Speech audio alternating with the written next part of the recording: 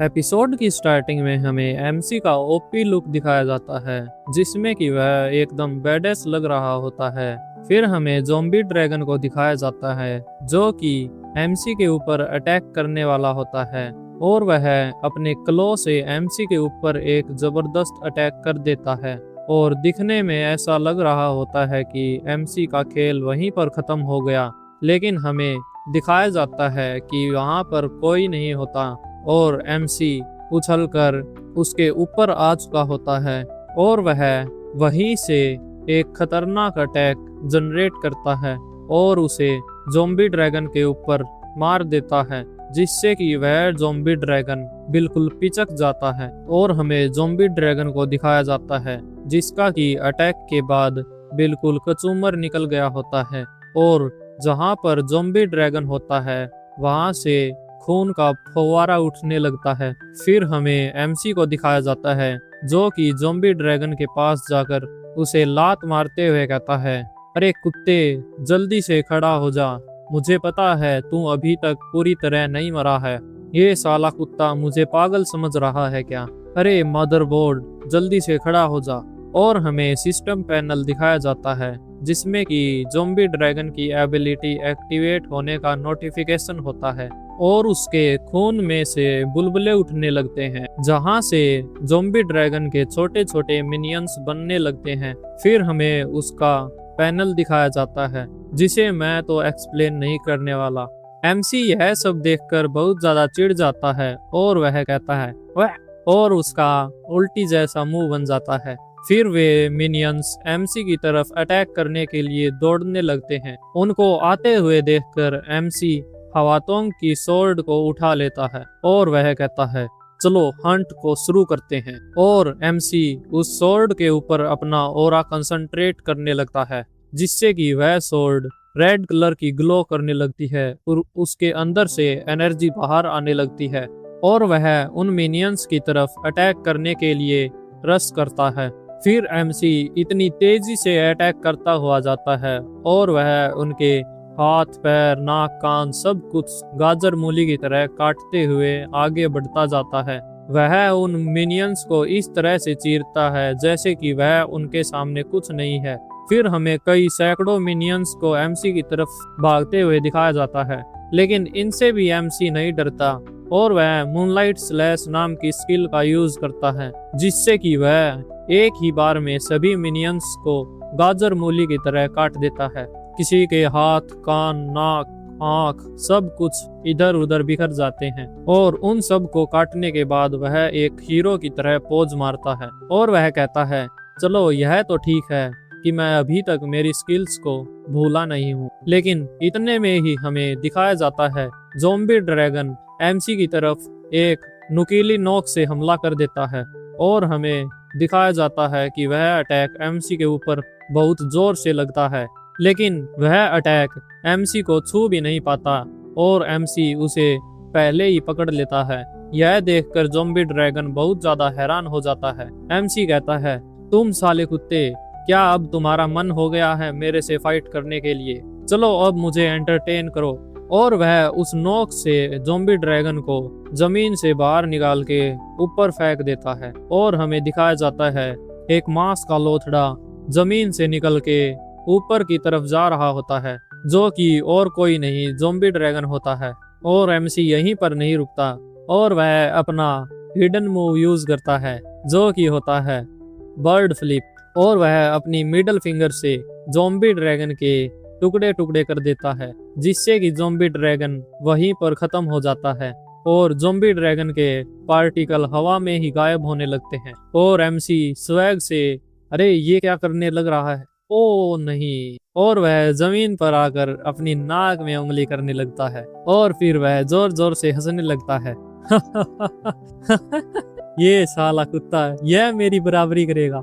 और वह हंसता हंसता इतना खो जाता है कि वह ध्यान नहीं देता और अचानक से वह अपने सर के बल पीछे गिर जाता है, जिससे कि उसकी जीभ कट जाती है। और वह कहता है, अरे नहीं मम्मी, ये क्या था? मैंने अभी अभी तो एक ज़ॉम्बी ड्रैगन को मारा था, जो कि ट्रिपल एस रैंक का बॉस है। इतना दर्द तो मुझे ज़ॉम्बी ड्रैगन को मारते हुए भी नहीं हुआ जितना कि मेरी जीभ कटने के बाद मुझे हो रहा है। लेकिन कुछ भी कहो, मैं इसको मेरे मुंह से बयां भी नहीं कर सकता कि मुझे यहाँ पर आने के बाद कितने मजे आ रहे हैं। और मैं इतना खुशकिस्मत हूँ कि मेरे सभी के सभी दोस्त इस टाइमलाइन में भी मेरे साथ हैं। भले ही मैं मेरे दोस्तों को बचाने के लिए बहुत ज्यादा वीक था, लेकिन अब मैं उनको आंच भी नहीं आने दूंगा। लेकिन इतने में ही उसे हवातोंग का चेहरा याद आ जाता है और वह अचानक खड़ा होकर कहता है, हाँ वह पागल कुत्ता, मैं उस कुत्ते को मार डालूंगा। रुको, मैं यह क्या सोच रहा हूँ, उसे मारने का? नहीं, मैं उसके साथ उससे भी कुछ बुरा करूंगा। वैसे उसका क्या नाम था? हॉट डॉग फलाना धिकड़ा है, कुछ भी हो, चलो मैं उसे वैसे भी ढूंढ लूंगा। लेकिन इतने में ही एमसी के सामने सिस्टम विंडो पॉपअप हो जाती है, जिसमें कि होता है, तुमने एसएस रैंक के ज़ॉम्बी मॉन्स्टर बॉस को हरा दिया है और अब रिवार्ड काउंट हो रहा है। और एमसी को रिवार्ड में हाई टियर एक्सपीरियंस बॉक्स मिलता है और एमसी उसे देखकर कहता है, वाह पैसा ही पैसा, ये एक्सपी जल्दी दो, मुझे दो, स्वीट स्वीट एक्सपी। उस एक्सपी का यूज करके एमसी जल्दी ही लेवल 40 पर पहुंच जाता है, जहां पर पहुंचते ही उसे क्लास चेंज का नोटिफिकेशन आ जाता है। फिर उसके एक्यूमुलेटेड पॉइंट्स को काउंट किया जाता है, जो कि हमें दिखाया जाता है अनलिमिटेड होते हैं, जिससे कि वह कोई भी क्लास चुनने में काबिल हो जाता है। और यह मैसेज देखकर वह बहुत ज्यादा स्माइल करने लगता है और वह सोचता है, चलो ठीक है, अब मुझे कौन सी क्लास चूज करनी चाहिए। वैसे सभी क्लास अनलॉक, जिस तरह का बॉस मॉन्स्टर था उस हिसाब से यह रिवार्ड बहुत अच्छा है। क्या मैं सच में कोई भी क्लास चुन सकता हूँ? तो मुझे गोल्ड टियर चाहिए। लेकिन हमें दिखाया जाता है कि इस मूवमेंट पर गोल्ड नाम की कोई भी क्लास अवेलेबल नहीं है। यह देखकर एमसी चौंक जाता है और वह सोचता है, एट दैट मोमेंट, इसका मतलब वह आगे अवेलेबल हो सकती है, तो मुझे कौन सी क्लास चुननी चाहिए? क्या मैं फिर से गैम्बलर को चूज करूं? फिर हमें गैम्बलर क्लास के बारे में थोड़ा बहुत बताया जाता है, जिसमें कि वही गैम्बलिंग वाली चीजें, जिसमें कि तुम गैम्बल करोगे और आगे से कुछ भी मिल सकता है। अगर तुम्हारा लक अच्छा हुआ तो तुम्हें कोई अच्छा आइटम भी मिल जाएगा, और अगर तुम्हारा लक तुम्हारे साथ नहीं हुआ तो तुम्हें टट्टी से भी खराब आइटम मिलेगा। और अगर आप इस क्लास के बारे में अच्छी तरह से जानना चाहते हो तो तुम यहाँ से पढ़ सकते हो। एमसी सोचता है, वैसे पिछली लाइफ में मैं इसी क्लास के कारण बहुत ज्यादा आगे पढ़ पाया था, लेकिन इसकी बहुत बड़ी प्रॉब्लम है। अगर मैं एक बार मर जाता हूँ और फिर मैं किसी भी स्किल या फिर आइटम से दोबारा जिंदा होता हूँ, तो मेरे सभी के सभी लेवल्स कचरा बन जाएंगे और मैं दोबारा से लेवल 1 पर आ जाऊंगा। और वैसे भी यह सिर्फ गैम्बलिंग क्लास नहीं थी जिसमें कि मेरे ओपी बनने का हाथ हो, मेरी गैम्बलिंग स्किल भी इसका एक कारण है कि मैं इतना आगे तक चला गया था। तो फिर मुझे नेक्स्ट क्लास क्या चुननी चाहिए? क्या मुझे विजार्ड क्लास चुननी चाहिए? और हमें विजार्ड क्लास के बारे में बताया जाता है, जिससे कि वही तुम स्पेल्स का यूज कर सकते हो, ऐसे वैसे तुम्हारे पास अगर ग्रिम वॉर अच्छी हुई, तुम बहुत बड़े बड़े स्पेल्स को कंट्रोल कर पाओगे। और ये भी वैसे ही तुम पढ़ना चाहो तो तुम पढ़ सकते हो। लेकिन फिर वह सोचता है, यह भी मेरे जैसे बंदे के कोई काम की नहीं है, तो फिर मुझे क्या चुननी चाहिए? क्या मैं स्वॉर्ड रिलेटेड कोई स्किल चूज करूं? लेकिन वह किसी बुड्ढे को याद करके उस क्लास को भी छोड़ देता है। तो क्या मुझे वेपन मास्टर चुननी चाहिए, जिससे कि मैं सभी के सभी वेपन्स को बिना किसी पेनल्टी के यूज करने में कामयाब हो जाऊंगा? लेकिन नहीं, अगर मैं वेपन मास्टर क्लास चुनता हूं तो मुझे अलग अलग तरह के वेपन्स को फार्म करना पड़ेगा। अरे यार, इतने सारी अपॉर्चुनिटी होने के बाद भी मुझे कोई क्लास नहीं मिल रही, मैं क्या चूज करूं? फिर वह अपनी पिछली लाइफ टाइम के बारे में सोचता है और वह सोचता है, क्या मुझे उस लड़के डार्क की क्लास चूज करनी चाहिए, जो कि होती है ब्लैक विजार्ड, जो कि नेक्रोमेंसर की तरह कोई क्लास होती है जिसे कि तुम पढ़ सकते हो। फिर वह इस प्लान को भी छोड़ देता है और वह सोचता है, नहीं, मैं किसी और का आइडिया नहीं चुरा सकता, ये कितना अनोइंग है। अगर मैं शुरुआत में कोई अच्छी क्लास नहीं चूज करता तो आगे जाकर मुझे बहुत ज्यादा दिक्कतों का सामना करना पड़ेगा।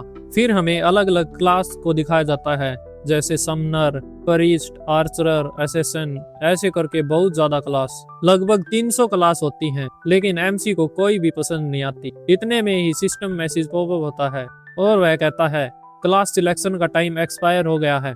MC यह देखकर बहुत ज्यादा चौंक जाता है और वह कहता है, क्या क्या?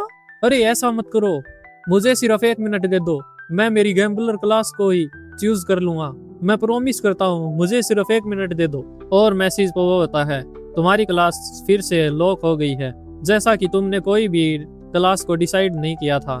फिर सिस्टम मैसेज दिखाया जाता है जिसमें क्या होता है, तुमने एक एग को डिस्कवर किया है, मैंने तुम्हारे जैसे ही किसी लालची बंदे के लिए एक बढ़िया क्लास को चूज कर दिया है। अब तुम्हारी क्लास को फोर्स चेंज किया जा रहा है किसी हिडन क्लास में। और हिडन क्लास का नोटिफिकेशन देखकर MC के मुंह पर तगड़ी स्माइल आ जाती है और वह कहता है, तगड़ी क्लास, हिडन क्लास, वाह मेरा क्या ही लक है। और उसकी यूनिक क्लास दिखाई जाती है जो कि होती है जॉबलेस। और यह मैसेज देखकर MC का मुंह बन जाता है, वह अपने बाल नोचने लगता है और वह कहता है, क्या जॉबलेस, यह भी कोई क्लास है? कम ऑन, तुम सीरियस नहीं हो सकते, इससे तो बढ़िया मेरी गैम्बलर क्लास थी। तुम साले कुत्ते के बच्चे इतने सेल्फिश मत बनो और मुझे मेरी फिर से गैम्बलर क्लास को चुनने दो। फिर सिस्टम कहता है, अरे रुको, इतने भी उतावले मत हो, एक बार इसके पर्क्स को देख लो। MC यूनिक क्लास के एट्रीब्यूट्स को देखकर बहुत ज्यादा हैरान रह जाता है, लेकिन हमें उन एट्रीब्यूट्स के बारे में नहीं दिखाया जाता। इतने में ही ब्लॉक एंट्रेंस पर अटैक होता है और वहां से सुयोंग बहुत से हंटर्स को लेकर अपने साथ आ जाती है और वह आते ही इथेन को ढूंढने लगती है। MC कहता है, अरे मैं यहाँ पर हूँ। MC को जिंदा देखकर सुयोंग इमोशनल हो जाती है और वह MC की तरफ भागते हुए कहती है, अरे इथेन, तुम जिंदा हो, अच्छा हुआ कि तुम जिंदा हो, नहीं तो मेरा क्या होता। मैं तुम्हारे बारे में सोच कर बहुत ज्यादा घबरा रही थी। सुयोंग को इस तरह से देखकर MC के पास कोई भी शब्द नहीं रहते। सुयोंग कहती है, अगर तुम्हारी कोई भी विश हो तो तुम्हें मुझे बता सकते हो, क्योंकि तुमने मेरी लाइफ को बचाया था। MC कहता है, क्या कोई भी विश? सुयोंग कहती है, हाँ कोई भी विश। MC सीरियस हो गया कहता है, तो मुझे चाहिए। सुयोंग कहती है, हाँ बोल दो। MC कहता है, तो जल्दी से मेरे लिए एक कैब बुक करो। और वह क्या नाम था उसका, हॉट डॉग हवातोंग क्या था, उसके बारे में सारी की सारी जानकारी दो। फिर हमें येओम गिल्ड, अरे यार ये क्या नाम है, येओम व्योम व्यायाम, क्या मुझे नहीं पता यार, वही हवातोंग की गिल्ड, उसके हेडक्वार्टर का सीन दिखाया जाता है, जिसके की सामने MC आकर कहता है, अच्छा तो ये है उस मदरबोर्ड की गिल्ड, पता नहीं उन्होंने मेरी तरह कितने लोगों के पैसे खाए होंगे, इनके तो एंट्रेंस पे ही यह ठगने वाले लग रहे हैं, ये देखो किस तरह के मोटे भद्दे लोग। और वह उनकी तरफ जाते हुए कहता है, ओए कुत्ते, जल्दी से मेरे सवाल का जवाब दे, जल्दी से तुम अंदर जाओ, और वो क्या है, हॉट डॉग है, क्या है तुम्हारा वो बॉस, उसे बाहर लाओ। वह बॉडीगार्ड उसे इस तरह से बात करते हुए देख कहता है, आखिर तुम हो कौन बच्चे, जल्दी से यहाँ से चले जाओ, नहीं तो तुम जान से हाथ गवा बैठोगे। क्या यह कोई मजाक चल रहा है? जल्दी से तुम तुम्हारी गिल्ड और एसोसिएशन के बारे में बताओ। MC कहता है, तुम्हारी इतनी औकात नहीं है कि तुम मेरे नाम और मेरी एसोसिएशन के बारे में जान सको, जल्दी से उसे यहाँ पर लाओ। बॉडीगार्ड कहता है, तुम साले कुत्ते यहाँ से बाहर निकल जा, मैं तुम्हें सिर्फ 3 सेकंड दे रहा हूँ, जल्दी से यहाँ से भाग जा और वापिस मुझे दिखना भी मत। यह सब देखकर MC चिढ़ जाता है और वह एक लात से उस बॉडीगार्ड को उड़ा देता है, जो कि उनकी बिल्डिंग के अंदर जाके लगता है। और हमें उस गिल्ड के आटू झाटू लोगों को दिखाया जाता है, जो कि MC की तरफ देखकर कहते हैं, ये कौन पागल कुत्ता यहाँ पर मरने के लिए आ गया है। MC अंदर जाकर कहता है, मुझे सिर्फ एक आदमी के बारे में जानना है, जल्दी से उसे यहाँ पर ले आओ। लेकिन इतने में ही वे सभी लोग MC की तरफ अटैक करने के लिए आ जाते हैं। लेकिन अगले ही सीन में हमें दिखाया जाता है, MC उन सभी की चटनी बना चुका होता है और वह काउंटर पर जाकर कहता है, जल्दी से मुझे बताओ वो हॉट डॉग कहाँ पर है। वह लड़की डरती डरती कहती है, वो हॉट डॉग तो 30th फ्लोर पे है, गिल्ड मास्टर के साथ मीटिंग में। फिर हमें लिफ्ट का भी सीन दिखाया जाता है, जहाँ पर भी MC खून खराबा कर चुका होता है। फिर सीन शिफ्ट होता है और हमें एक टकले को दिखाया जाता है, जिसके के पास एक फोन आता है और वह कहता है, अरे सर यहाँ पर कुछ गड़बड़ हो गई है और यह हमसे हैंडल नहीं हो रही, वह तुम्हारे बारे में पूछ रहा है। वह टकला कहता है, उसे कह दो कि मैं ऑफिस में नहीं हूँ, मैं अभी कुछ इम्पोर्टेंट डिस्कस कर रहा हूँ मेरे भाई के साथ। फिर हमें उसके बारे में बताया जाता है जो कि होता है यियोम टोंग किम, जो कि हाई टियर एलिमेंटलिस्ट होता है लेवल 70 का, जो कि गिल्ड का गिल्ड मास्टर होता है। और उसके बारे में तुम यहाँ से पढ़ सकते हो। जिसके की सामने हवातोंग रोता हुआ कहता है, भाई भाई मैं सच में सीरियस हूँ, मैं तुम्हें बता रहा हूँ ना कि वहाँ पर सच में SSS लेवल का बॉस था। वह कहता है, ये तुम मुझे क्या पागल बना रहे हो? एक D लेवल के डंजन में SSS लेवल का बॉस मॉन्स्टर कैसे हो सकता है? लेकिन इतने में ही MC दरवाजा तोड़कर अंदर आ जाता है और वह हवातोंग की तरफ चिल्लाते हुए कहता है, हाँ तुम साले कुत्ते, हमें वहां पर मरते हुए छोड़कर तुम यहाँ पर आराम कर रहे हो। हवातोंग उसकी तरफ मुड़ के कहता है, अरे वैसे तुम हो कौन? क्या हम पहले भी मिल चुके हैं? यह सुनकर MC का मुंह बन जाता है और वह कहता है, अरे मैं वही हूँ, अरे मैं वही क्लाइंट हूँ जिसे कि तुम डंजन में कैरी कर रहे थे। और हमें हवातोंग का चेहरा दिखाया जाता है जिसके की मुंह पर पट्टी वट्टी लगी होती है। ऐसा लग रहा होता है कि उसे बहुत जोर का फटका पड़ा होता है। फिर हवातोंग कहता है, अरे हाँ तुम तो वही हो ना 5000 वाले, वही कुत्ते जो कि बिना पैसे के मेरे साथ जा रहा था। MC कहता है, हाँ मैं वही हूँ, तुम्हारा पापा हूँ साले, अच्छे से बात कर।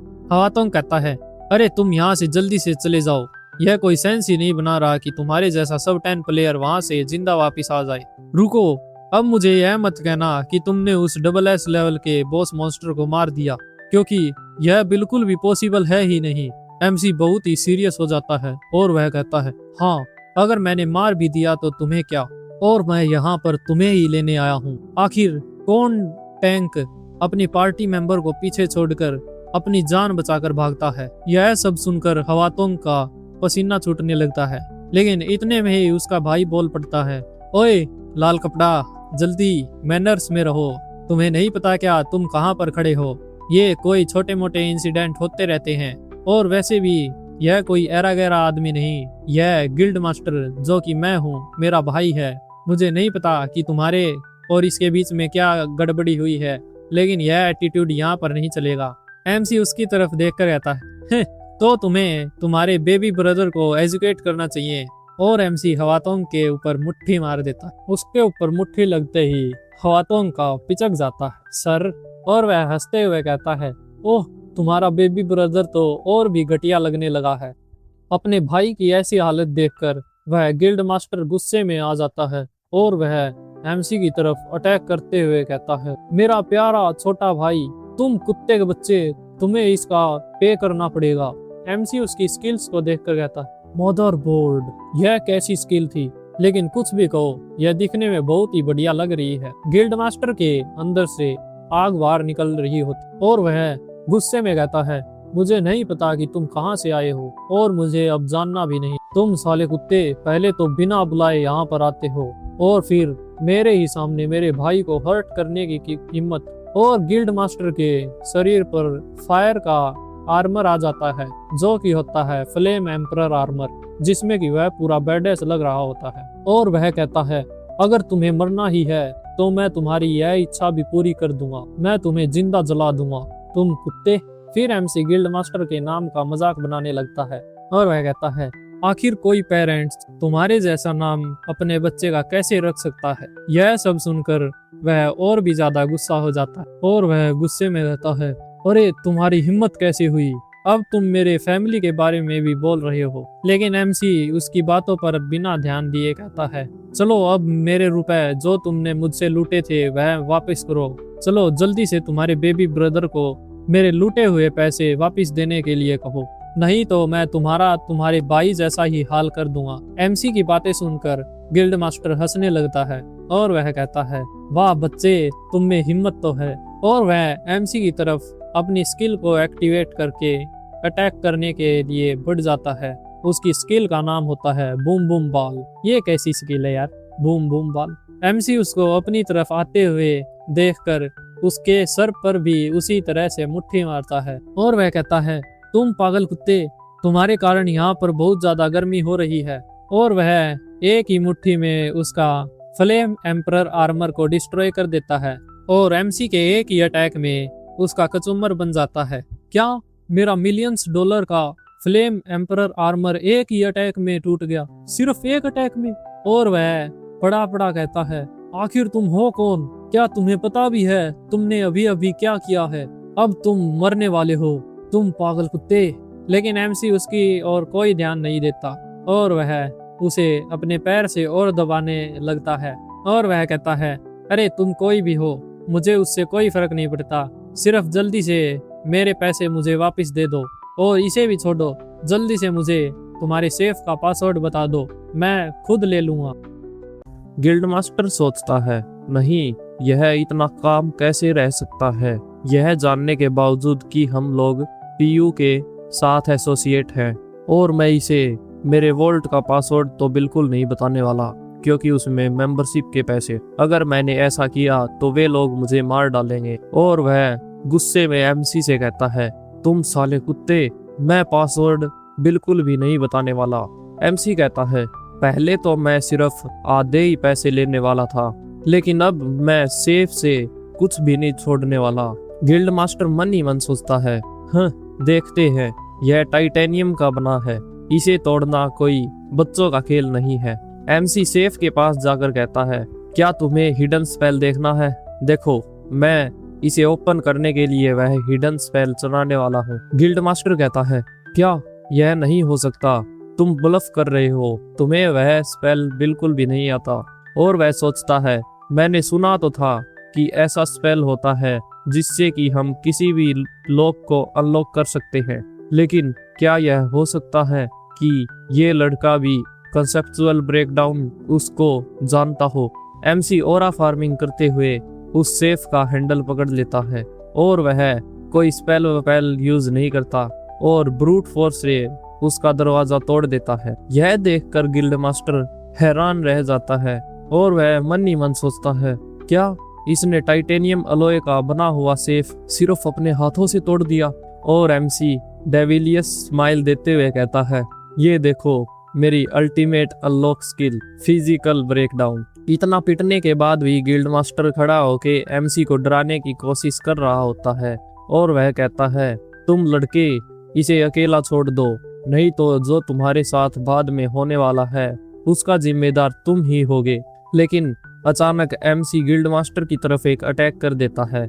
हमें दिखाया जाता है उस अटैक से डर कर गिल्ड मास्टर अपनी पैंट में ही मूत देता है और हमें दिखाया जाता है एमसी गिल्ड मास्टर से कहता है, तुम मदरबोर्ड चुप रहो, मैंने तुमसे बोलने के लिए कहा है क्या तुम लोग उन इनोसेंट प्लेयर्स के बारे में सोचते हो जिनसे कि तुम पैसे ठगते हो? और वह तिजोरी के अंदर गोल्ड को रखा देखकर बहुत अजीब सी स्माइल करने लगता है। वह कहता है, अब तो पैसा ही पैसा होगा। और एमसी सारा का सारा गोल्ड सफाचट करने वाला होता है और वह बेशर्मी से ही गिल्ड मास्टर से कहता है, अरे तुम्हारे पास यहाँ पर कोई बैग वैग है या नहीं? फिर वह एक तरफ देखता है जहाँ पर गोल्फ बैग रखा होता है। अगले सीन में हमें रेस्क्यूइंग डिपार्टमेंट के कुछ लोग गिल्ड के अंदर हड़बड़ाते हुए जाते दिखाए जाते हैं और हम एमसी को देखते हैं जो कि बेपरवाह आराम से बाहर निकल के जा रहा होता है। इतना बड़ा हाथ मारने के बाद में वह अपने ऊपर बहुत ज्यादा प्राउड कर रहा होता है और थोड़ी दूर जाते ही वह जोर जोर से हंसने लगता है और उसकी हंसी इतनी भयानक होती है कि पास में जाता हुआ कोई भी व्यक्ति डर जाए। लेकिन कुछ दूर जाके एमसी सोचता है, रुको, यह फीलिंग कैसी है? मुझे ऐसा क्यों लग रहा है कि मैं कुछ चीज भूल रहा हूँ, कुछ तो इम्पोर्टेंट चीज है। वह क्या हो सकता है?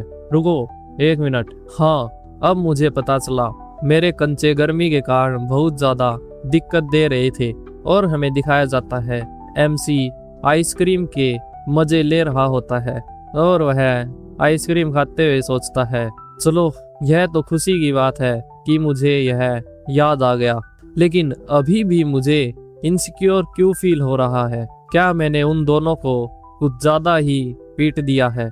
लेकिन नहीं, ये तो मेरा स्टाइल है।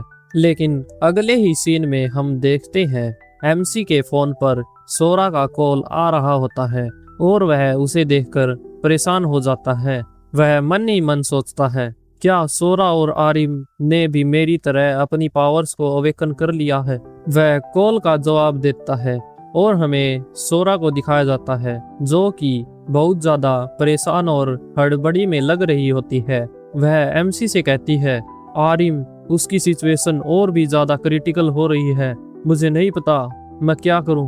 अचानक यह खबर सुन के एमसी को झटका लगता है और वह जल्दी से हॉस्पिटल की तरफ भागने लगता है और वह कहता है, हाँ अब मुझे याद आ गया।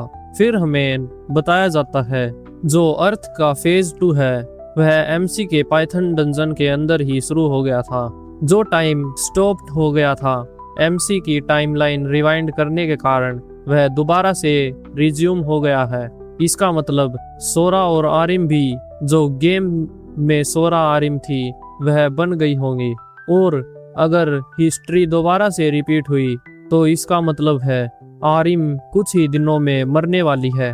नेक्स्ट एपिसोड में हमें हॉस्पिटल का सीन दिखाया जाता है जहां पर कि डॉक्टर आरिम्स की रिपोर्ट्स को चेक करके कहता है, नहीं यह कोई सेंस नहीं बना रहा, मैंने इसे 2 से 3 बार चेक कर लिया है लेकिन फिर भी मुझे कुछ समझ क्यों नहीं आ रहा। और वह मन ही मन सोचता है, यह मिरेकल है कि यह लड़की अभी तक सांस ले रही है, नहीं इसकी रिपोर्ट को देखकर तो यह कब की मर जानी चाहिए थी। और वह जल्दी से अपने स्टाफ को कहता है, नहीं मैं इस पेशेंट पर गिव अप नहीं करूंगा, जल्दी से इसे ऑपरेशन रूम में ले चलो। वह मन ही मन सोचता है, जो मॉडर्न मेडिसिन है वह गेम वर्ल्ड आने के बाद में इतनी एफिशिएंट नहीं रह गई है, लेकिन फिर भी मैं जो आस है उसे नहीं छोड़ूंगा। हमें सोरा को दिखाया जाता है जो कि आरिम की ऐसी कंडीशन देखकर रो रही होती है और वह कहती है, नहीं आरिम तुम्हें डटे रहना होगा, प्लीज हिम्मत मत हारना, कम ऑन आरिम तुम कर सकती हो। फिर हमें ऑपरेशन रूम को दिखाया जाता है जहां पर उसकी रीडिंग बहुत तेजी से चल रही होती है। डॉक्टर इतनी ज्यादा रीडिंग्स को देखकर कहता है, नहीं इसकी हालत और भी ज्यादा खराब होती जा रही है और यह आउट ऑफ कंट्रोल हो सकती है। और वह नर्स से कहता है, जल्दी से एनेस्थीसिया, अरे वही जो जिससे कि दर्द कम हो जाता है। लेकिन हमें दिखाया जाता है एमसी अचानक कहीं से विंडो तोड़कर वहां पर अंदर आ जाता है और वह हीरो की तरह एंट्री लेता है। डॉक्टर एमसी को इस तरह अंदर आते हुए देखकर कहता है, अरे तुम कौन हो और यहाँ पर कैसे चले आ रहे हो? क्या तुम्हें यह नहीं पता कि यह एक हॉस्पिटल है? लेकिन एमसी स्वैग से डॉक्टर को कहता है, मैं इसका गार्जियन हूँ। डॉक्टर कहता है, अरे तुम कोई भी हो लेकिन यह टाइम खराब करने के लिए नहीं है, तुम यहाँ से जल्दी से चले जाओ और हमें हमारा काम करने दो। एमसी आरिम की कंडीशन देखकर कहता है, हाँ मैंने सही सोचा था, मैंने यहाँ पर आते आते इसके बारे में बहुत ज्यादा सोच विचार किया और मेरा कंक्लूजन यह निकला है कि यह किसी इलनेस से सफरिंग नहीं कर रही है, बल्कि यह धीरे धीरे इस टाइमलाइन से डिसअपीयर हो रही है। लेकिन इतने में ही हम सोरा को देखते हैं। वह एमसी को देखकर अंदर आते हुए कहती है, अच्छा तो तुम्हारा प्लेयर कैरेक्टर इस तरह दिखता है।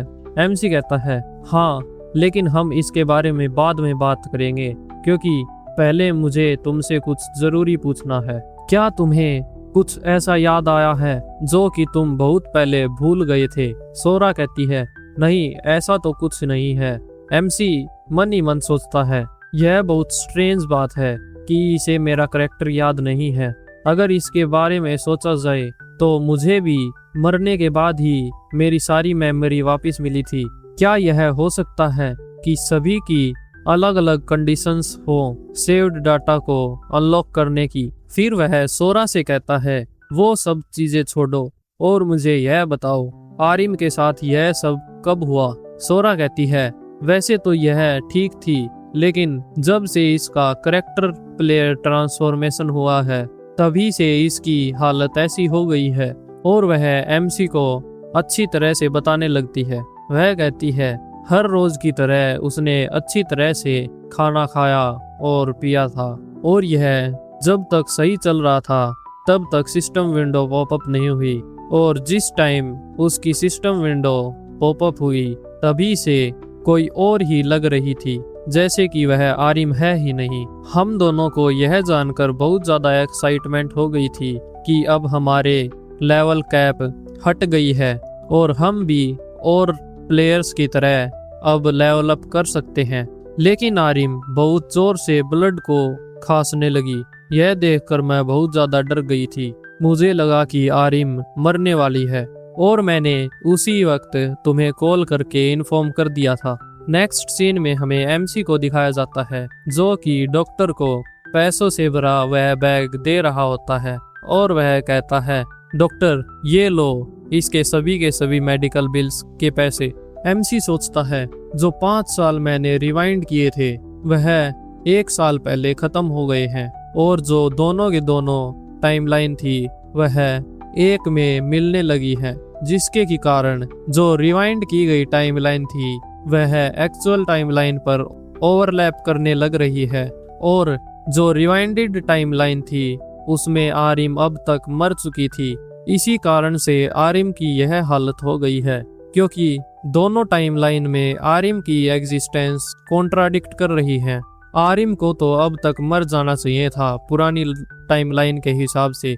बेसिकली यह मेरे ही कारण से इस कंडीशन में जूझ रही है क्योंकि मैंने ही नेचर्स के लॉ को चेंज करके टाइमलाइन को रिवाइंड किया था और वह यह सब सोच के बहुत ज्यादा घबरा रहा होता है। सोरा एमसी से कहती है, अरे आरिम ठीक तो हो जाएगी ना। एमसी कहता है, मैं इसका कोई भी जवाब नहीं दे सकता और वह मन ही मन अपनी यूनिक क्लास को भी कोस रहा होता है। वह कहता है, हिडन क्लास होने का क्या फायदा जब मैं मेरे मरते हुए फ्रेंड को सेव भी नहीं कर सकता। सोरा निराशा से कहती है, नहीं इसे बचाने का कोई तो रास्ता होगा ही। I mean, यह गेम वर्ल्ड है और यहाँ पर कुछ भी हो सकता है। हमने यहाँ पर ड्रैगन्स को भी उड़ते हुए देखा है और लोग यहाँ पर कुछ भी कर सकते हैं। वह हवा में उड़ सकते हैं, डार्क मैजिक को भी परफॉर्म कर सकते हैं। तो फिर हम यहाँ पर किसी को मरते हुए भी बचा सकते हैं ना, क्योंकि यह एक गेम है। सोरा को इस तरह से डेस्परेट देखकर एमसी के दिमाग में कुछ क्लिक होता है और वह कहता है, हाँ सच में यह एक गेम वर्ल्ड है और यहाँ पर कुछ भी हो सकता है, भले ही यह नेचर के खिलाफ जाकर किसी की लाइफ को सेव करना हो, क्योंकि यह कोई एक्चुअल रियल वर्ल्ड तो है नहीं। अगर यहाँ पर गेम की तरह ही रूल अप्लाई हो रहे हैं तो यहाँ पर कुछ न कुछ तो ऐसा होगा ही जिससे कि मैं इसको मरने से बचा सकूं। और वह अपने दिमाग पर जोर डाल के सोचने लगता है और वह सोचते हुए कहता है, हाँ यह हो सकता है। और हमें बताया जाता है वह एक डंजन के बारे में सोच रहा होता है जिसका कि नाम डीप सी होता है, जो कि फॉरबिडन पिट के साथ में ही अपीयर हुआ था, जिसकी की लेवल रेटिंग SS लेवल की होती है। SS रेटिंग का होने के कारण वह अभी तक क्लियर नहीं हुआ है। और अगर मैं सोचूं तो जो डीप सी डंजन था वह जमीन के ऊपर नहीं समुंदर के नीचे था और उसकी इतनी ज्यादा डिफिकल्टी होने के कारण वह अभी तक क्लियर नहीं हुआ है। एमसी कॉन्फिडेंस में सोरा से कहता है, तुम तुम्हारी मेमोरी के बिना भी इतनी ज्यादा वंडरफुल हो। मैं तुम्हारे कारण ही अभी तक इतना स्ट्रोंग रह पाया हूँ। मैं प्रॉमिस करता हूँ कि मैं आरिम को जरूर से सेव कर लूंगा। तो तुम इसके बारे में चिंता करना बंद करो। और हमें एमसी को दिखाया जाता है जो कि वहां से फ्लैश की तरह गायब हो जाता है। सोरा एमसी को जाते हुए देख मन ही मन सोचती है, क्या यह शुरू से ही इतना कॉन्फिडेंट था। और हमें दिखाया जाता है एमसी आरिम के पास आ गया होता है और वह उसे स्ट्रेचर से उठा के अपने साथ ले जाने लगता है। एमसी को इस तरह से जाते हुए देखकर वहां का स्टाफ उस पर चिल्लाने लगता है और वह कहता है, अरे कुत्ते, तुम इसे यहाँ से कहाँ लेके जा रहे हो? तुम्हें क्या लगता है तुम ऐसा करके इसे बचा पाओगे? लेकिन एमसी उनकी बातों पर बिना ध्यान दिए खिड़की से जंप लगा देता है। जो असिस्टेंट होता है वह एमसी को वहां से जंप करते हुए देखकर हक्का बक्का रह जाता है और वह कहता है, अरे हम लोग 10th फ्लोर पे हैं। एमसी कहता है, हाँ मुझे पता है।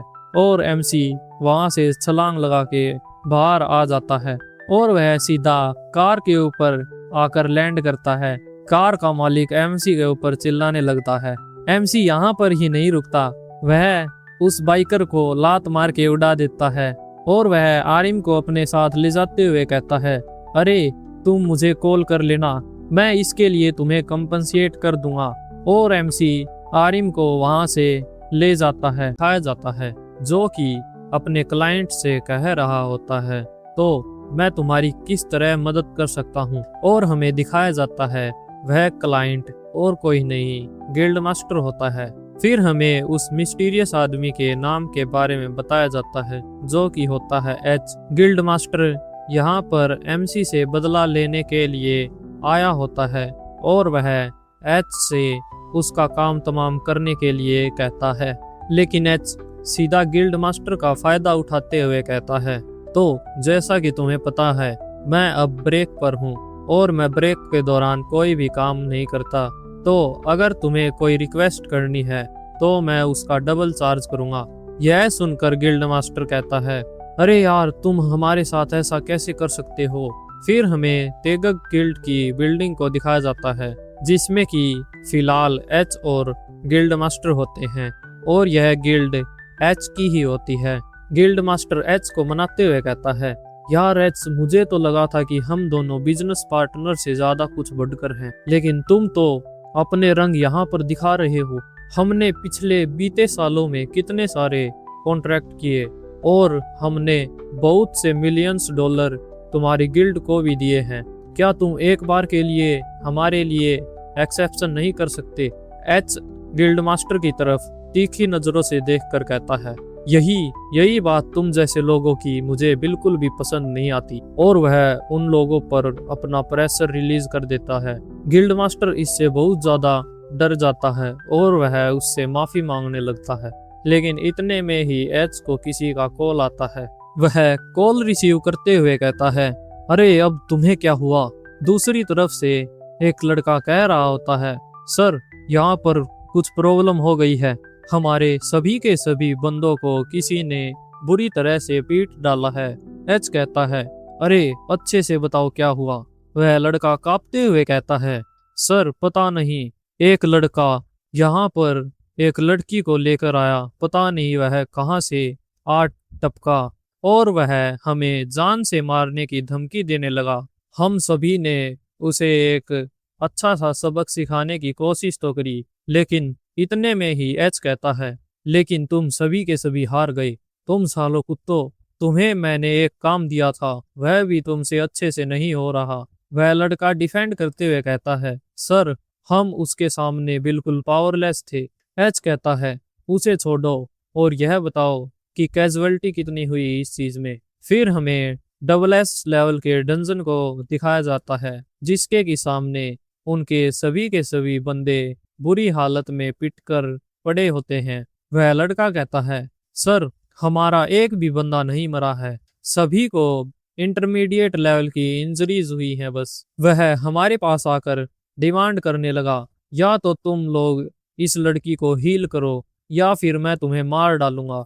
हमारे सभी के सभी हीलर उस लड़की को हील करने लगे, लेकिन थोड़ी ही देर बाद वह सभी के सभी अनकॉन्शियस होके गिर गए।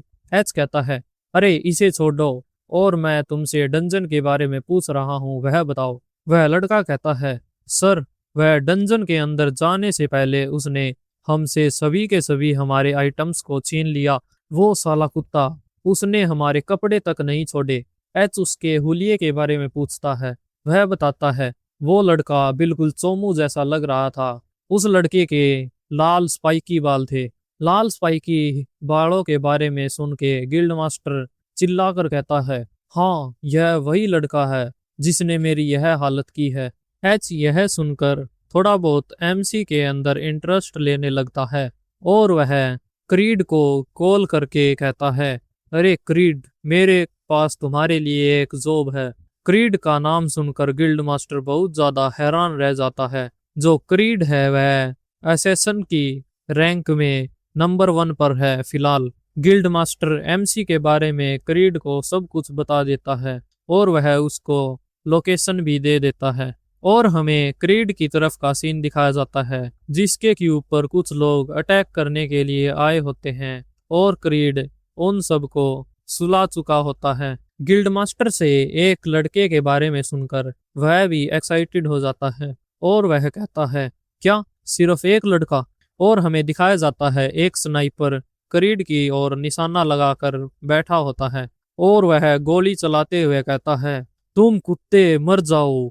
और दिखने में तो ऐसा लग रहा होता है कि गोली लगकर क्रीड की एट द पॉइंट डेथ हो गई है, लेकिन अगले ही पल हमें दिखाया जाता है क्रीड उस असैसिन पर एक ही अटैक करता है और वह अटैक करने के बाद स्वैग से अपने चाकू को उसकी जगह पर डाल देता है और हमें उस स्नाइपर को दिखाया जाता है जो कि बिल्कुल बीच से कट चुका होता है।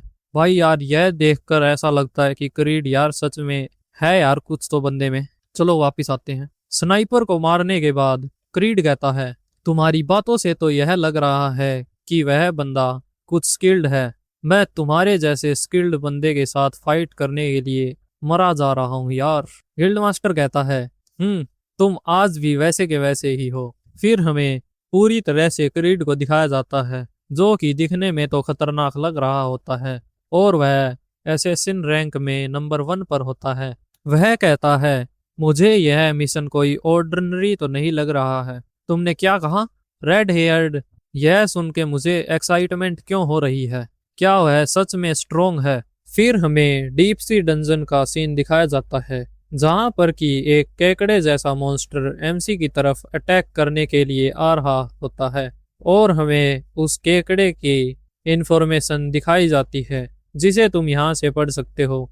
और हमें पहली बार आरिम को होश में दिखाया जाता है जो कि उस केकड़े को देखकर डर चुकी होती है, लेकिन हमारा एमसी तो कुछ और ही प्लान कर रहा होता है। वह मन ही मन सोचता है, यह दिखने में तो टेस्टी लग रहा है, पता नहीं इसका टेस्ट कैसा होगा खाने में। और हमें दिखाया जाता है वह केकड़ा अपने क्लो से एमसी और आरिम पर अटैक कर देता है, लेकिन एमसी उसके अटैक को अपने एक ही हाथ से रोक देता है। वह केकड़ा अपने अटैक को नाकाम होते हुए देखकर कांपने लगता है, लेकिन दूसरी तरफ हमें आरिम को दिखाया जाता है जो कि डर में एमसी को जोर से जकड़ लेती है और एमसी इस कारण से ब्लश कर रहा होता है।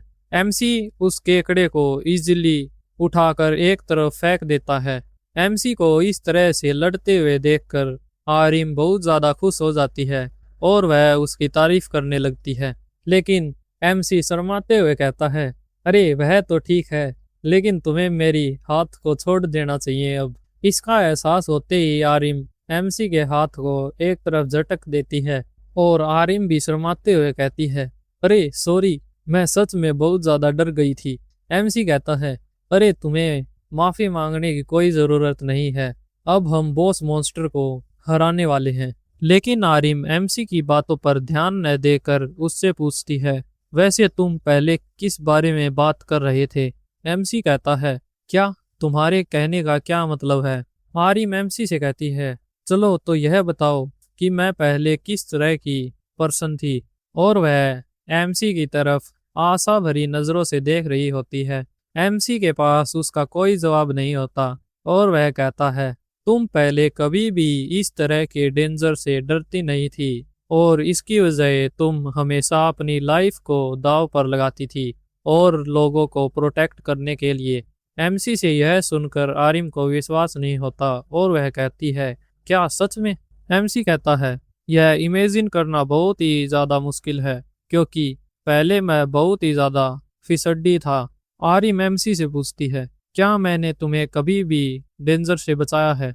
आरिम की यह बात सुनकर एमसी सोच में पड़ जाता है। आरिम एमसी से कहती है, अच्छा, अगर मैं इसके बारे में सोचूं तो आखिर इथेन मेरे साथ इतना अच्छा व्यवहार क्यों करता था? वह मेरे लिए सभी के सभी ट्रबल्स को भी झेलता था और मुझे अभी तक इसका आंसर नहीं मिला था और इसका आंसर मुझे तब तक नहीं मिला था जब तक तुमने मेरे पास्ट को मुझे नहीं बताया था। और अगर सोचा जाए तो अब मुझे पता चल रहा है कि तुम मेरे लिए इतना सब क्यों करते थे।